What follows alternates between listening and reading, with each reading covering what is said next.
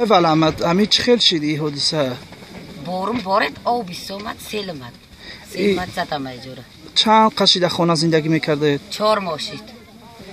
4 ماشید؟ 4 ماه زندگی کردیم. این خانه را کی ساخته بود؟ شوهرم ساخته. از پلی کجا؟ پلی روسیه. روسیه؟ یعنی که در روسیه کار کرده خانه ساخت؟ در روسیه کار کردم. چند خانه داشته اید شما؟ 3 خانه یا تا دور. بعد از خونه ها تو چی مونده است؟ هیچی نمونده، همش گشتگیه. همش گشتگیه؟ همش گشتگیه، همه چیز موندگیه در خونه تو چی داشته اگر خیلی ممکن باشد فهمیده؟ کورپا میپوشیدگیمون، خروکمون، همه چی شرایط. پل هم داشته؟ پل نداشتیم دیگه، ای آن بود گرفته رفت و نوی هم باشید و رفته ایشه.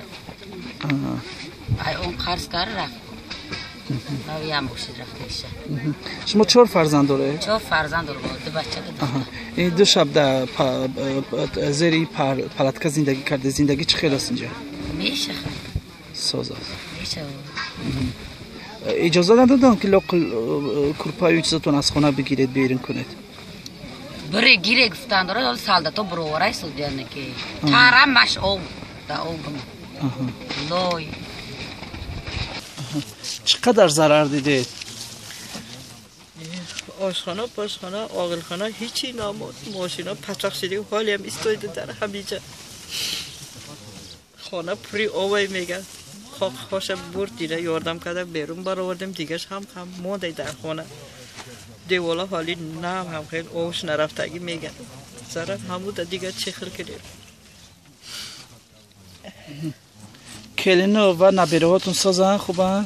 خدا با صد باشه، همه مردم یاردم کرد برآوردیم. همه صحت سلامتی.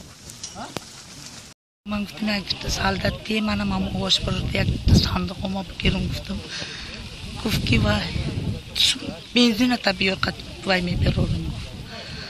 گفتم سون نداشته باشم چیکار کنم. گفتم یه بان چیز من نبرد.